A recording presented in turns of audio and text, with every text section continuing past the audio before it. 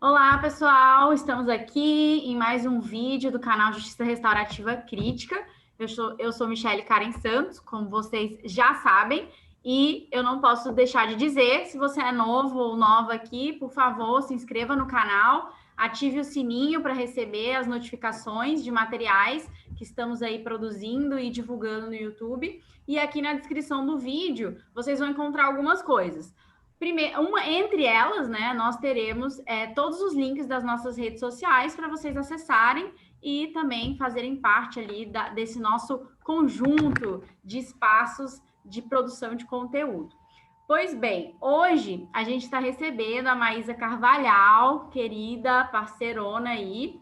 No dia 20 de novembro, a gente fez uma divulgação, um post de divulgação do livro que a Maísa lançou esse ano, que é esse livro aqui, Justiça Restaurativa em Crimes de Violência Doméstica, para uma praxis decolonial a partir do feminismo não carcerário.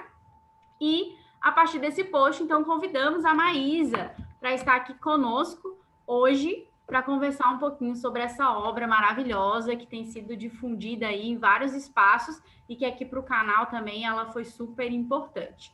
E aí, né, bom, dando boas-vindas para a Maísa e não posso deixar também de apresentá-la, porque é importante essas apresentações para valorizar todo o trabalho aí, toda essa trajetória de pesquisa e também de construção no âmbito profissional. A Maísa é mestre em Direito pelo Programa de Pós-Graduação da Universidade Federal do Rio de Janeiro, filiada à linha de pesquisa Sociedade, Direitos Humanos e Arte. É graduada em Direito pela Universidade Estadual de Feira de Santana, é membro da Comissão de Segurança Pública da OAB do Rio de Janeiro e membro da Frente Estadual de Juristas Negras e Negros do Rio de Janeiro. E também é advogada no Rio de Janeiro. Maísa, seja muito bem-vinda. Obrigada, Michele. Muito feliz de poder participar aqui com vocês desse canal tão potente, com gente tão influente e crítica, né? Então, é um prazer enorme estar aqui para a gente poder trocar algumas ideias. Maravilhosa. Que bom que tu aceitou o nosso convite. De fato, faz bastante tempo que eu quero trocar, né, umas ideias contigo, também por todo o meu engajamento nesse tema da justiça restaurativa e violência doméstica. Para mim é muito importante. Quando eu vi alguém publicou teu livro, até uma referência à Tayla, né, acho que é a Tayla Fernandes do Rio. Ela fez uma referência Amiga. e daí bom, peraí, quem é a Maísa, né, gente? Cadê esse livro? Deixa eu ver. E fui procurar você nas redes sociais e logo comprei o livro aqui, né? Inclusive, precisamos nos encontrar, que era um autógrafo. E estou aqui mergulhada nessa leitura e por isso tenho questões para ti, né? Também para a gente conversar um pouco, não só da produção, mas também de pontos específicos do livro. Mas antes eu queria que tu falasse um pouquinho para a gente sobre a escrita dessa obra. Ela é fruto da tua pesquisa do mestrado. Isso. O livro, embora publicado esse ano, né, é resultado da minha pesquisa do mestrado que eu concluí em 2018.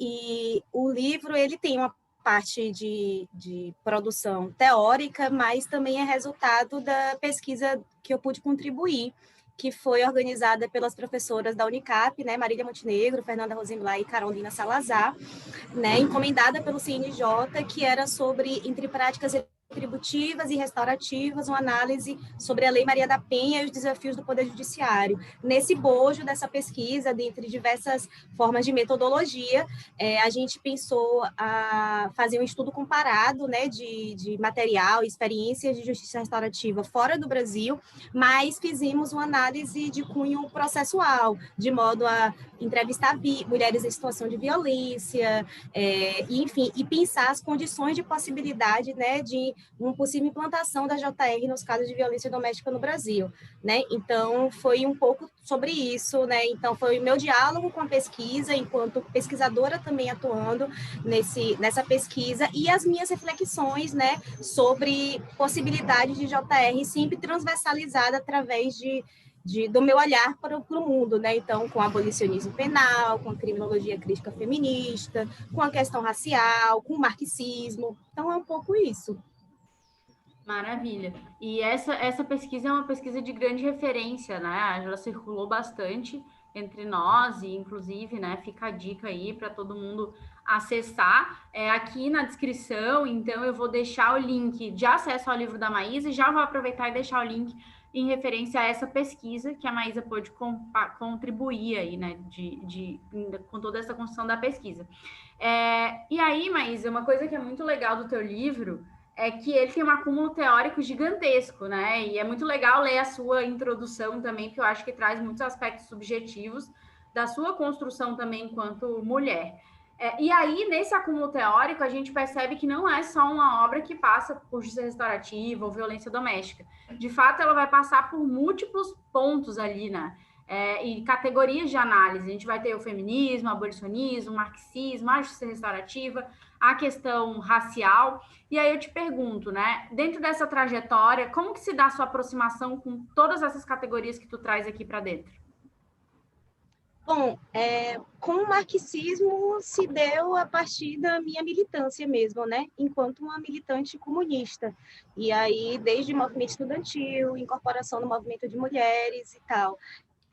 Eu penso que eu sempre fui socialista, né? Agora a gente se reconhece enquanto campo teórico quando a gente passa a ler coisas sobre isso, né? Então, como me tornei comunista, eu acho que vem de longa data, mas me reconheci nesse campo teórico na universidade e passei a estudar sobre isso, enfim. E na minha militância eu procuro sempre, enfim, praxis, né? Acumular teoria, mas também é sobre a nossa prática.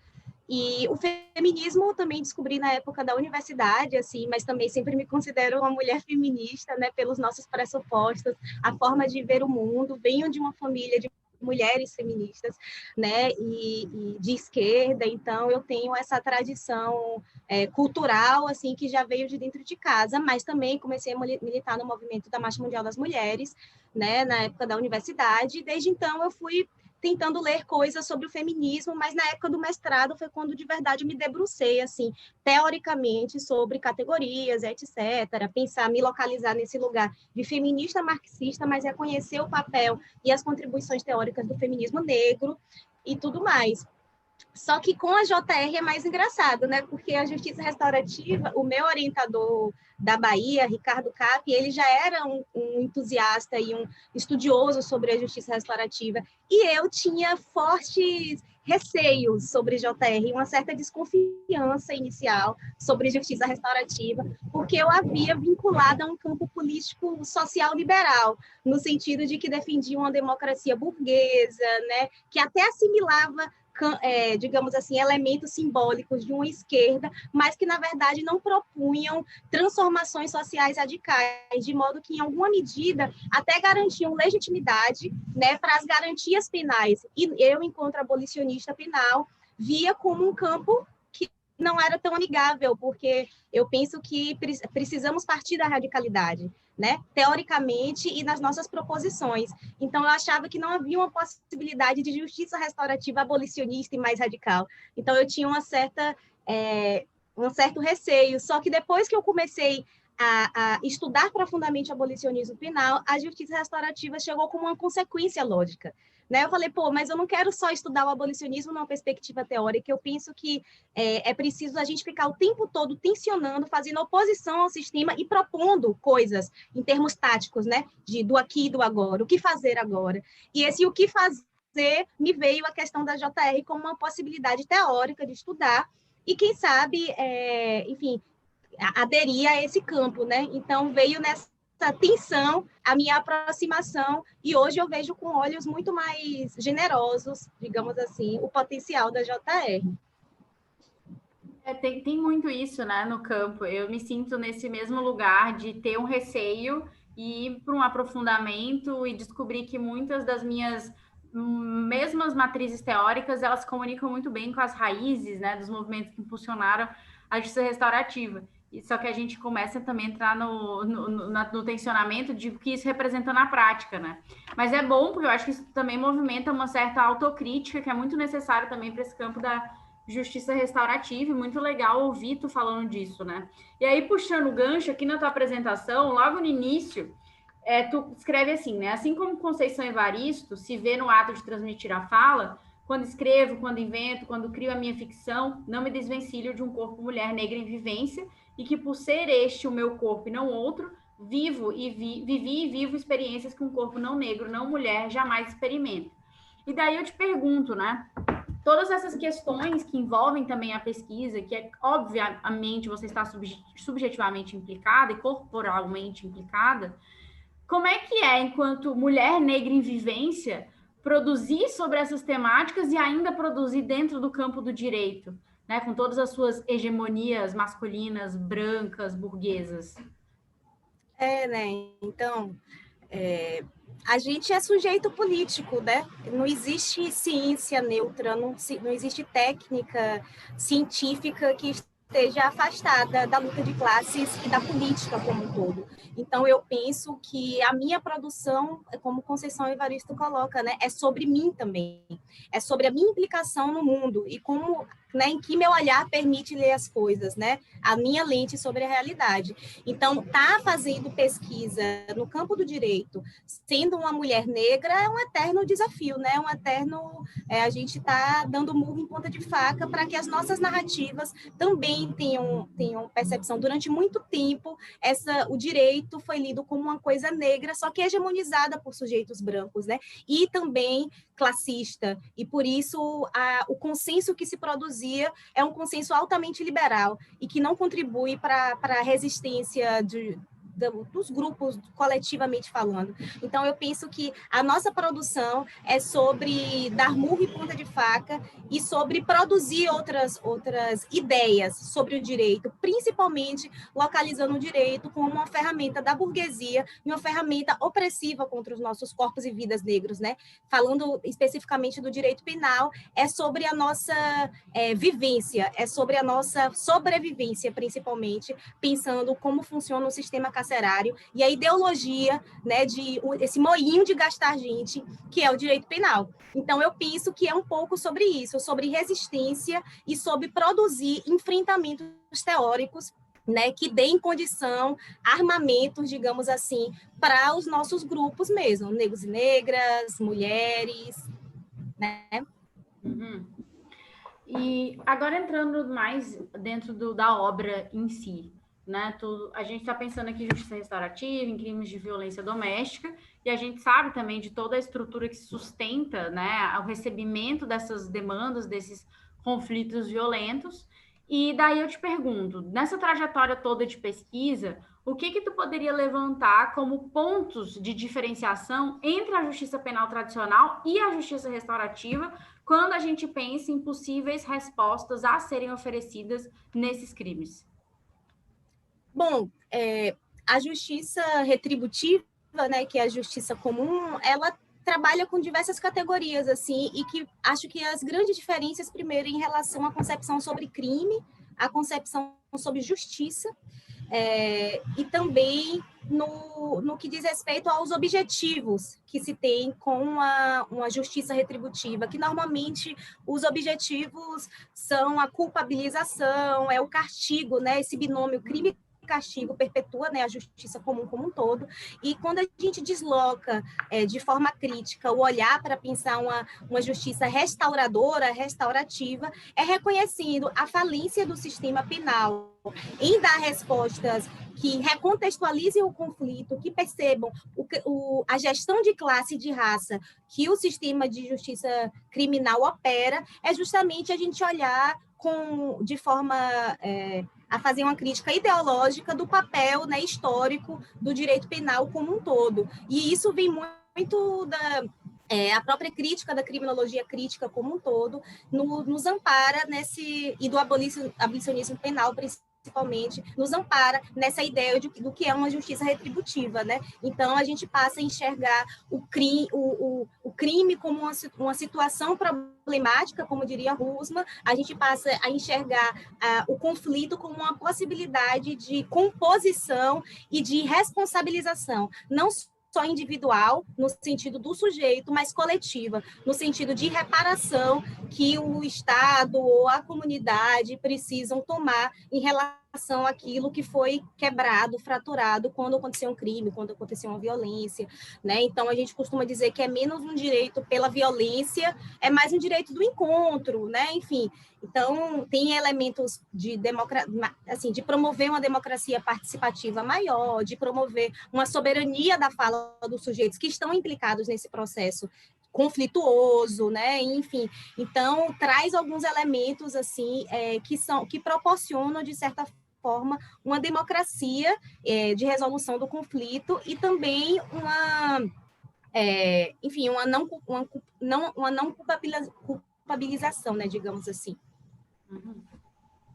um sentido mais de horizontalidade, de menos hierarquias, né? Tem esses debates assim. É muito interessante, né, a gente verificar essas diferenças, até para poder também dialogar com esses setores, né, porque ainda há uma certa proximidade com o reconhecimento público dessa violência através do sistema de justiça penal que possui, né, uma justiça retributiva. E eu acho que pensar da forma como tu coloca aqui também, esses pontos de diferenciações, essas possibilidades, traz, inclusive, essa possibilidade de se armar também com possibilidades de discurso, né? De discurso e de construção de narrativas que possam, de certa forma, disputar. E aí, uma questão da pesquisa em si. Ali logo na tua apresentação, tu traz, no entanto, sabemos que a ideologia sexista, classista e racista instrumentaliza os modos de agir nas relações materiais, consolidando, direta ou indiretamente, sistemas de dominação e exploração. Por ser assim, a questão que se coloca é: quais as condições de possibilidade de se realizar um procedimento restaurativo fundado na igualdade, paridade e horizontalidade, se entre as partes envolvidas já existe um poder hierarquizado pré-estabelecido socialmente pela ideologia de classe, gênero e raça? Eu queria ouvir um pouquinho mais de você, algumas das respostas que você encontrou para essa questão, se encontrou, né, também, que nem as pesquisas não necessariamente precisam encontrar o que a gente espera, né? Mas porque justamente me parece que essa tua questão levantada é uma questão central, inclusive muito urgente da gente discutir, porque ela se encontra lá no ponto de obstaculização da aplicação da justiça restaurativa em crimes de violência doméstica. Se tu pudesse comentar um pouquinho. Sim, então, essa pergunta veio muito no sentido já das minhas desconfianças iniciais, né, como eu tinha colocado antes. Pensar a JR como a consequência prática de uma posição abolicionista penal parecia teoricamente acertada. No entanto, eu comecei a criticar as possibilidades, a eficácia real, né? Como é que isso se daria na prática, tendo em vista a nossa conjuntura mesmo, como as coisas atuam na realidade, né? Esse nó de opressões que operam, seja nas instituições, seja nas nossas relações interpessoais como um todo. Então, assim, a ideia foi muito de politizar, né? de transversalizar esse olhar. E eu não sei se tem uma resposta pronta para isso, né? Eu penso que a resposta é justamente o percurso, no sentido de ter percebido que definitivamente não há a ciência, mesmo que amparada por posições, armamentos teóricos interessantes, não há ciência que seja neutra. E enquanto metodologia e campo teórico, a justiça restaurativa ela não está imune desta colonização, né? O próprio Achuti coloca isso quando ele fala da colonização da justiça restaurativa pelo judiciário, pensando que no Brasil o movimento restaurativo ele é protagonizado pelo judiciário, que vem com o potencial de realmente capilarizar o debate, né, de envolver muitos sujeitos e etc., da sociedade saber mais sobre JR e não ficar restrito a um campo teórico de pessoas que estão estudando aquilo, mas, com isso, nesse bojo, veio a carga da corpografia do judiciário, né? E nessa corpografia a gente sabe que tem raça, tem classe, tem gênero definido ali. Então, isso faz parte também dos nossos desafios de operar uma justiça restaurativa dentro do Brasil.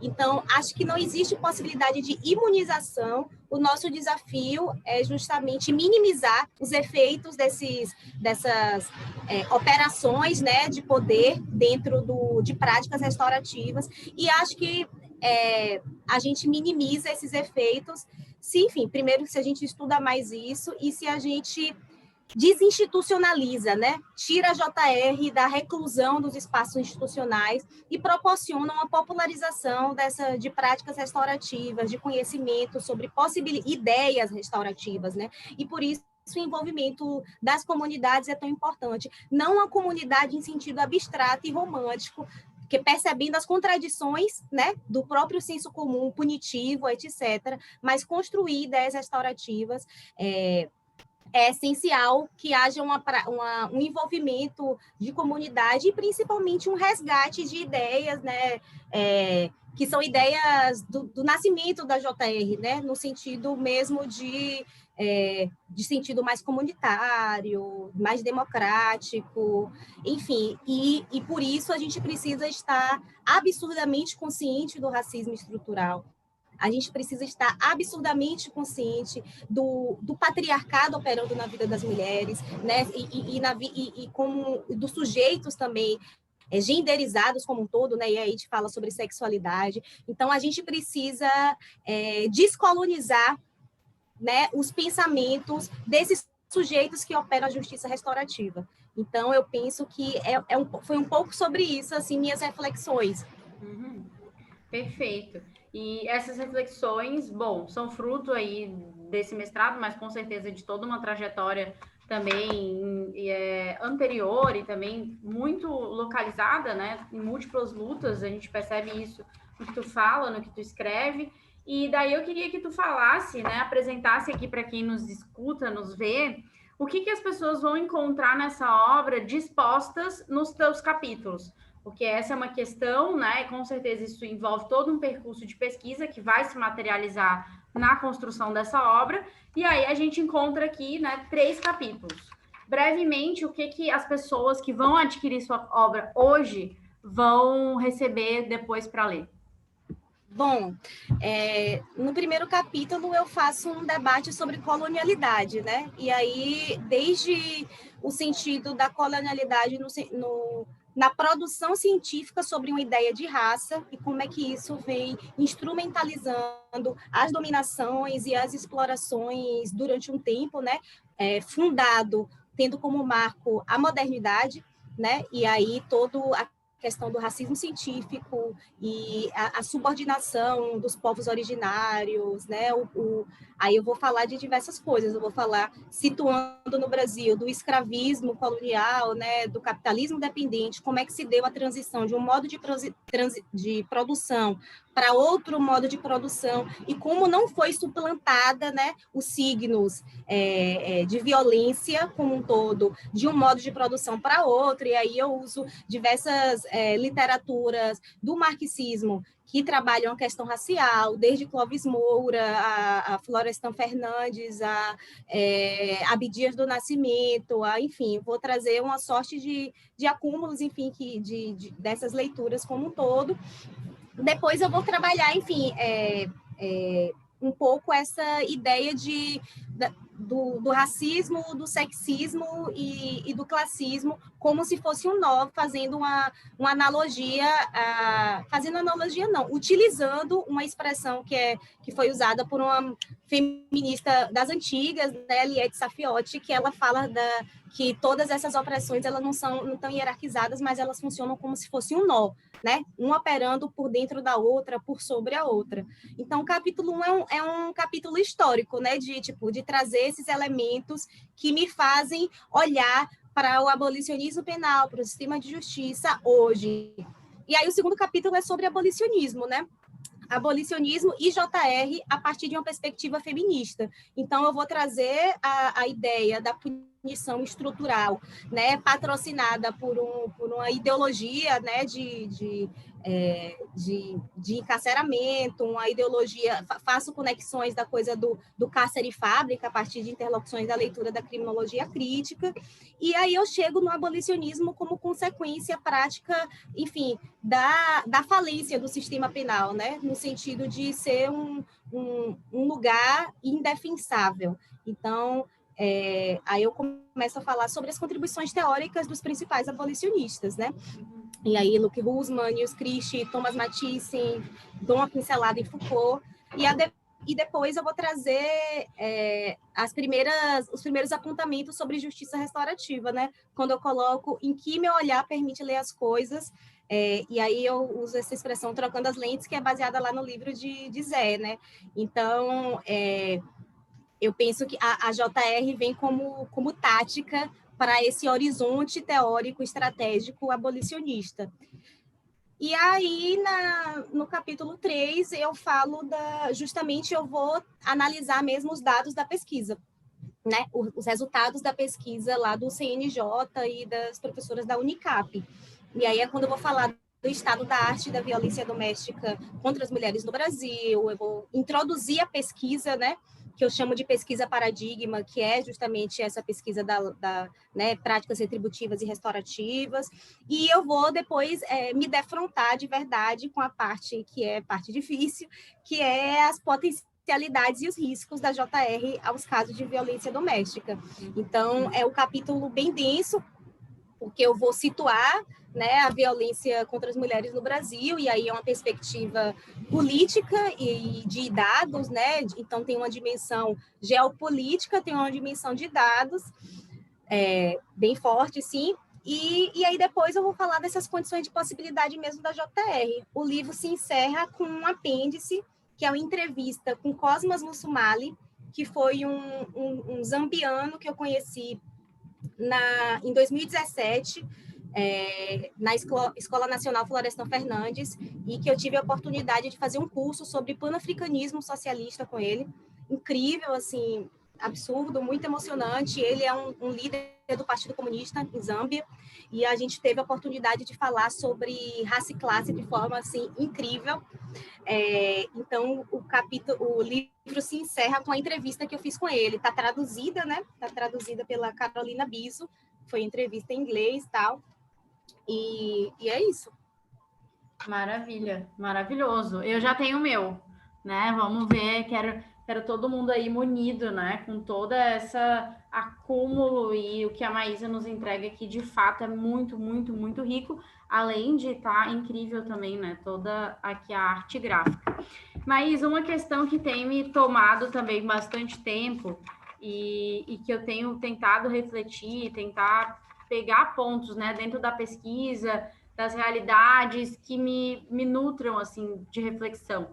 Mas você verifica nos movimentos feministas brasileiros, principalmente esses que assumem uma luta antirracista, antipatriarcal e anticapitalista, uma abertura para pensar a justiça restaurativa e, inclusive, para participar da disputa desse campo da justiça restaurativa para os crimes de violência contra as mulheres? Veja, tanto o movimento feminista quanto o movimento negro tem uma resistência histórica em temas que dialogam com o antipunitivismo, por um motivo óbvio. Nós somos os que mais morremos. Nós somos os que somos criminalizados. A seletividade penal atua de forma altamente perversa e genocida. Então, falar sobre abolicionismo penal, não sei o quê, movimento anticaça, assim, o abolicionismo penal enquanto categoria, não é possível falar com esses movimentos.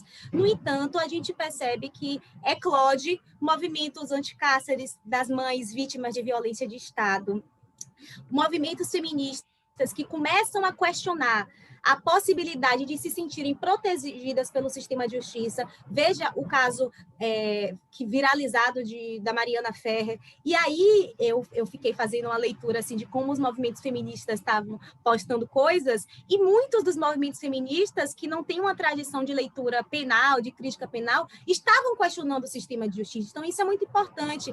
Claro que o caso é um fatídico, enfim, é um desastre, falando juridicamente e politicamente, mas, de certa forma, proporcionou, assim, um debate sobre a proteção das mulheres no sistema de justiça e a soberania patriarcal, porque a gente precisa de exemplos, né? Às vezes, ficar falando no campo teórico não colabora para dialogar com essas pessoas. Então, eu penso que onde estamos hoje, no Brasil de hoje, pensando como cada vez mais a face do genocídio tem ficado evidente para nós negros e negras, né, através da atuação perversa, o crescimento, a superlotação do sistema penitenciário e tudo mais, a violência policial, enfim, como tudo isso tem engendrado assim de forma violenta as nossas vidas, e também nas mulheres que começam a perceber as mais críticas, né, nós temos um feminismo, diversas correntes de feminismo. Então, estou falando do feminismo um pouco mais crítico, não estou falando de feminismo liberal, feminismo só branco, né? Estou falando um pouco mais crítico, um pouco mais popular. Essas pessoas, essas mulheres já começam a reconhecer e falam assim, ó, gente, o sistema de justiça não é essas coca toda, não. Classista sempre foi. E agora a gente começa a ver que eles não são tão pró-mulheres assim, né? O que é uma consequência bem óbvia para nós. Mas, enfim. Então, eu vejo que existe um campo de disputa possível, aberto, uma janela de disputa possível para a gente ter, assim, e eu acho que é uma janela muito dos últimos 2 anos, digamos assim, porque enquanto militante feminista, por exemplo, no meu próprio lugar de militância, na época que eu estava escrevendo, assim, muitas companheiras e amigas questionavam, tipo assim, mas eu acho ótimo, acho legal, mas sério, Maís, é sobre, entendeu? Então, eu vejo hoje nessas mulheres também um pouco mais de que a chave está mudando. Então, eu acho que a gente pode começar a dialogar com essa galera a partir de ideias de, tipo assim, de conselhos comunitários para debater questões de justiça, né? Não só para a resolução de um crime, mas, tipo, como acionar lugares, né? Como acionar as instituições, enfim, debater sobre o direito das mulheres, né? Onde procurar, o que fazer, criar rede de apoio entre essas mulheres, né? No sentido de auto-organização. Então, eu penso que as ideias restaurativas têm uma janela aberta para ser disputada. Agora, se justiça restaurativa, já não sei, mas ideias restaurativas, sim. Maravilha. Muito bom. E, bom, a gente vai encaminhando aqui para o final e eu queria que tu falasse para nós, então, se tu pudesse pensar, né? Pudesse não, tu tá podendo dizer. Dizer para nós qual é o maior desafio que tu vê hoje, né, frente à construção e expansão da justiça restaurativa no Brasil, para que, de fato, esse modelo de justiça se consolide como um processo participativo, democrático e formativo, como tu coloca no teu trabalho, assim, se pudesse elencar um desafio. O desafio, eu acho que é a desinstitucionalização, porque não vendo necessariamente com maus olhos o fato da justiça restaurativa estar sendo capilarizada pelo judiciário, e movimento de juízes é muito importante, finalmente pessoas conhecem, existem práticas que já estão sendo feitas, mas penso que com isso, com o protagonismo do judiciário, nós temos outros signos que precisamos lutar, e é isso que eu já falei, né, da corpografia, que o próprio CNJ aponta de quem é o judiciário, raça, classe e gênero, a questão de como a seletividade opera também na própria escolha de quem são os sujeitos que podem participar de uma prática restaurativa, e a gente fala não só de branquitude nesse sentido, mas o que é que a JR tem significado para esses tribunais. Então, tipo assim, normalmente não existe previsão legal, por exemplo, para a justiça restaurativa, então ela não serve para cumprir a finalidade da pena lá do Código Penal, por exemplo. Então, a gente, talvez um marco legislativo também fosse interessante para a gente, minimamente falando, né, para que a gente não fique só nesse movimento de juízes. Então, penso que essa luta pela não colonização da justiça restaurativa por um movimento de juízes, do judiciário, é bem importante, porque a gente precisa retomar as ideias, né, o nascedouro lá da JR, com valores comunitários e envolvimento da comunidade. E aí é um grande desafio, como envolver a comunidade. Penso que a partir de onde já está acontecendo o debate. Então, já existe movimento anticárcere, já existe movimento feminista, é uma ebulição no Brasil e no mundo. Então, penso que a partir desses diálogos, a gente vai conseguir minimamente tensionar. E também, assim, desvincular a JR a uma ideia, primeiro, romantizada, de que é um acordo forçado, que é um círculo com a bandeira no meio, que no final todo mundo se abraça, que, enfim, é uma visão água com açúcar, que não corresponde aos pressupostos científicos da justiça restaurativa, e também uma ideia de que que só pode ser aplicada a crime de menor potencial ofensivo, por exemplo, que é como se fosse confundida com a Lei 9.099, por exemplo. Então, eu penso que tirar esse estigma, que a JR só pode ser aplicada a esses casos de menor potencial ofensivo, seria muito importante, né? O que as maiores referências de JR têm falado, que provavelmente já está aqui no canal, também seria a possibilidade de ventilar para casos do tráfico de drogas, por exemplo, que é nosso maior desafio enquanto abolicionistas sobre isso, né, no Brasil e no mundo como um todo, como maior arma ideológica de encarceramento. Então, a gente precisa de seletivizar a JR, né, pintar a JR de povo, assim como o judiciário. Então, da forma como está configurado hoje, não combate estruturas, digamos assim, mas eu penso que em termos táticos, de curto e médio prazo, nós temos grandes potenciais de convencer as pessoas, de trazer elas próximas para nós. Muito bom. Peguem o fio aí, né? Só por esses alguns minutos conversando com a Maísa, já vemos a potencialidade de todo esse trabalho, dessa pesquisa, dessa mulher, que tem muito aí nos ensinar no campo da justiça restaurativa, no campo, né, da aplicação dessas práticas na violência doméstica e também em muitos outros temas que ela traz. Então, acompanhem nas redes sociais, em toda essa produção, contemplem sim essa obra, que de fato é um marco nas nossas discussões, um tema urgente, emergente, que também está em disputa no Brasil, não só no Brasil, né, mas América Latina no geral e no globo. É um tema que tem surgido, produções estão surgindo, e acho que a Maísa com certeza inaugura um olhar muito crítico aqui no Brasil através dessa publicação. Então, Maísa, muito obrigada por tirar um tempinho para nos contemplar aqui, enriquecer com toda essa sua fala, né, sua potência, sua paixão pelo tema. Para mim é uma honra poder estar aqui gravando contigo e espero que muitos outros projetos surjam, né, a partir desse diálogo. A honra é toda minha, Michele. Já temos nos acompanhado e compartilhado espaços, e estar aqui com vocês da JR Crítica é fundamental. Vocês têm produzido conteúdos muito importantes, muito críticos. Então, eu que me sinto honrada de ocupar um pouquinho aqui o canal de vocês. Agradeço muito a generosidade, primeiro da publicação e segundo do convite. Gratidão de verdade.